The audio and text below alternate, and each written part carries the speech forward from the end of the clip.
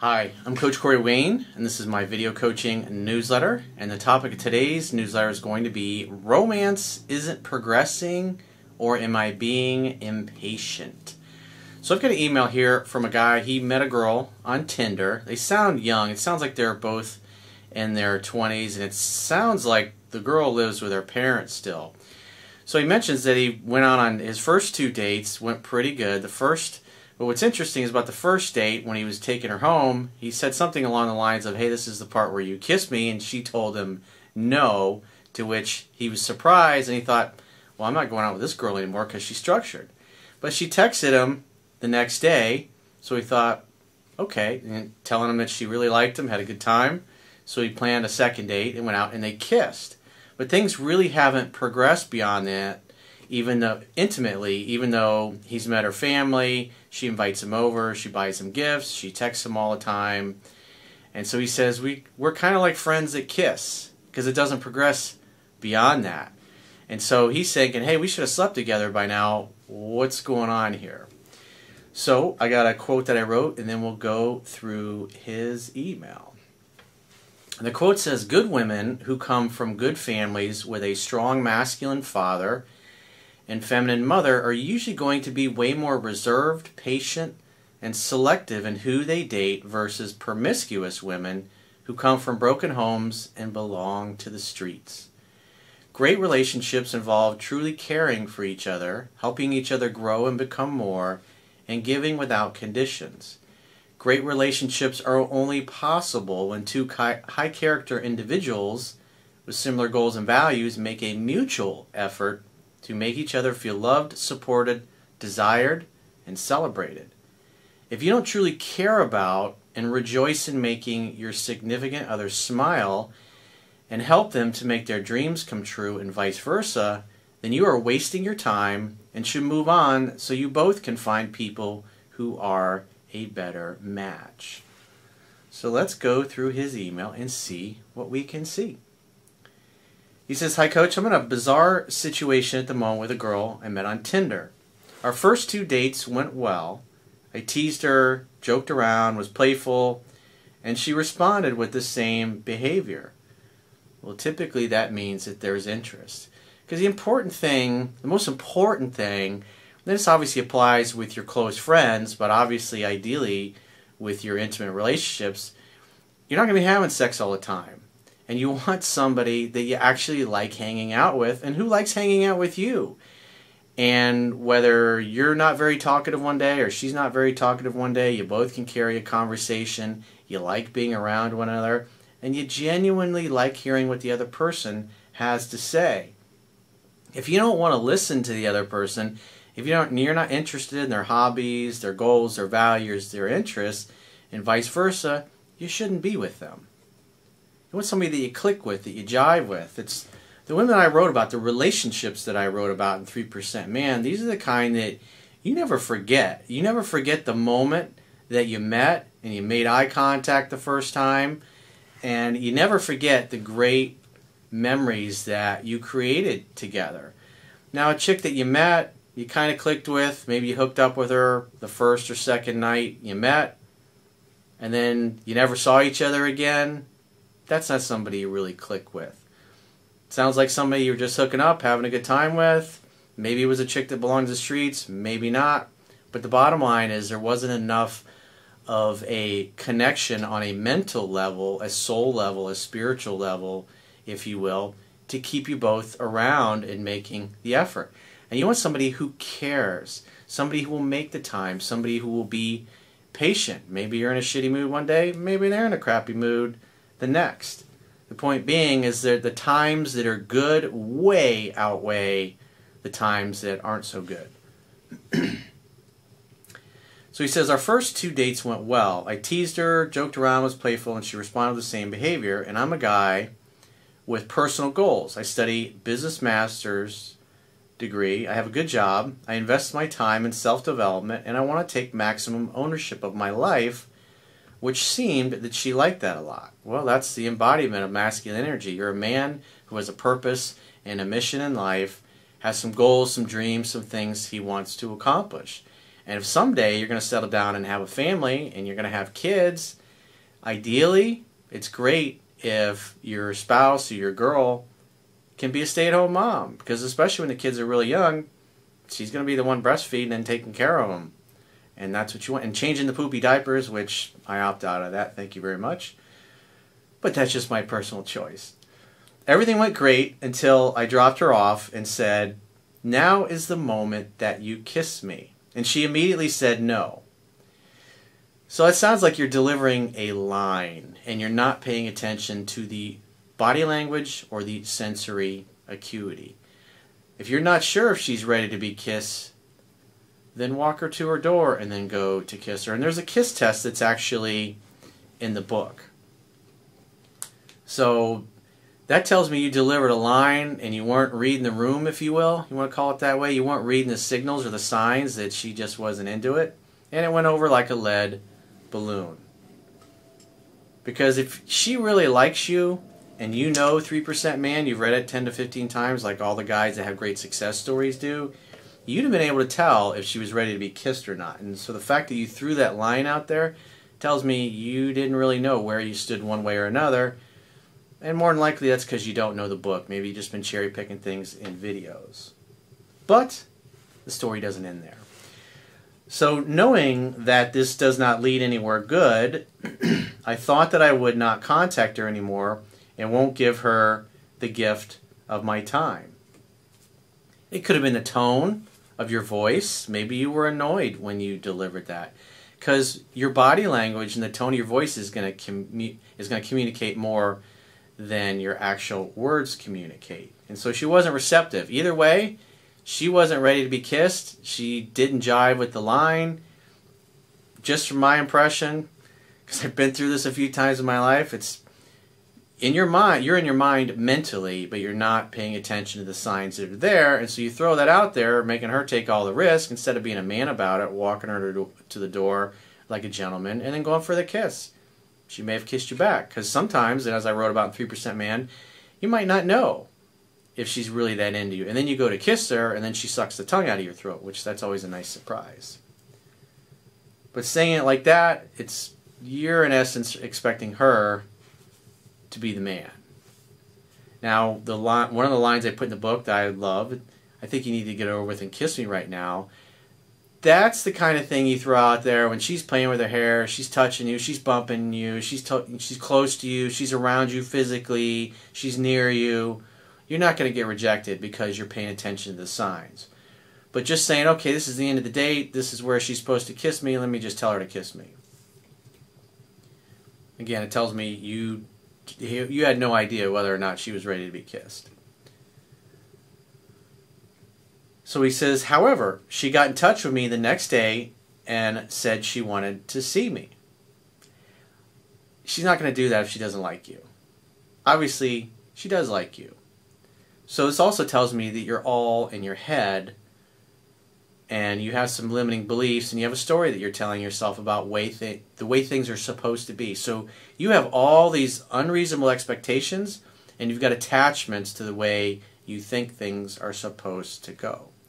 The idea is what 3% Man teaches you, and you can read for free at understandingrelationships.com, is how to read her body language, how to read her physiology, how to look for the signs that she's ready for intimate physical contact. And women literally physically bump into you and touch you when they're ready for you to slowly reciprocate touching. And by waiting for that moment to happen, what happens is it builds the anticipation, because it causes her to start to question, does this guy like me? He's not touching me, he's not trying to kiss me, he doesn't have his hands all over me. And then that's what causes her to bump into you, get near you, get closer to you, because she's thinking, I like this guy, I want him to kiss me, I want him to touch me. And so she's making it easy. That's her way of communicating, hey. I told her that I'm not looking for friends and only want to spend my time with people who are sure of what they want. She said that she didn't understand my intentions and whether I am looking at dating seriously. So the other thing I want to keep it, well, I'll get a little further down on the list here, because there's some things that he mentions in this email that lead me to believe that she comes from a pretty solid family. Mom and dad are together. He's met her grandparents, her friends, her parents. He goes over to her parents' house. So that tells me they have a pretty solid family environment. And so she seems to be behaving like a girl that has interest, but she's reserved because she doesn't want to just sleep around with some douchebag. And quite frankly, a lot of the forums in the internet, these are the kind of women that guys are always crying that don't exist out there. And from what I've seen of this email, it sounds like this guy potentially could be screwing up a good opportunity with a good woman because he hasn't slept with her yet and he's impatient. But part of the problem is, it's obvious from his email, he doesn't know the book. So he's misreading signs, he's not knowing when to make a move and when to back off. But the girl really likes him, so he's doing enough things right that her interest is going in the right direction, but he's probably giving off the vibe quite often that he's just trying to get in her pants. And women that come from good families, they can sense, just like I talked about in the quote, they can sense when you care, because they come from a family, a mom, a dad, grandparents, who really, truly care for them and truly want the best. And they know the difference between somebody that cares and somebody that's just saying shit to get in their pants. Somebody that comes from the streets, they don't know who to trust. They never learned who to trust. And so therefore, the streets raise them, basically. And they become promiscuous, and they sleep around, and they don't value loyalty, they don't value communication, they don't value commitment. They don't learn these things. They don't value them. They never saw them. So this is what the gist or the vibe that I get from here. So if you're having a hard time seducing her, it's probably because you're focused on yourself and the fact that it hasn't happened yet, and plus you don't know the book. Because it also sounds like, as we go further into the email, that he's not really understanding the logistics of sex and arranging things to make it easier to facilitate intimate contact between the two of them. So she said that she didn't understand my intentions and whether I am looking at dating seriously, so this is why the kiss would not have meant anything to her. So it tells me she wants the kiss to mean something. She doesn't want to just kiss any random old guy who's trying to get into her pants, because she wants to meet a guy like her dad that dotes on her mom and who her mom dotes on as well. Sounds like they, like I said, you'll see as we go through this next paragraph, it sounds like they got a good solid family. Nevertheless, we met again, and this time I went for a kiss after arriving home, and it was a success. However, I still feel that she's very distant and does not open up. Well, are you actually taking the time to ask questions, or are you just focused on the fact that you haven't banged her yet and you're mad about this? Do you really like the girl? Do you really want to know all of her hopes, all of her dreams, what her passions are, what she loves, who she's close to in her family, what her family is like? Do you like being around her family? That's something that's also very important. If you like the girl, but you don't like her family and she doesn't like you, if you have kids with somebody like that, that's going to create a lot of problems. And I grew up in a family that was like that. And let me tell you, it fucking sucked. So you don't want that. But things are going to happen. Sometimes you click with somebody. It doesn't mean that that's the iron rule. I'm just saying, as a kid who grew up in a family like that, it sucks when everybody hates each other. It's just not fun. It's not fun during the holidays. It's not fun watching people yell at, scream at each other and argue and have these petty bullshit disagreements. So I personally value people that have good, solid families. And a lot of the girlfriends I wrote about in 3% Man that I had came from good, solid families. And they could tell when a guy was really into them and a guy was just trying to get in their pants. They weren't a regular type of chick. And none of them ever were on any dating apps. They didn't have to be because they were so amazing, so charming. They had such a great social life, great shape, they looked good. They always had plenty of men after them. They didn't need dating apps. However, I still feel that she's distant and does not open up. When we spend time together, she is exciting and fun to talk to.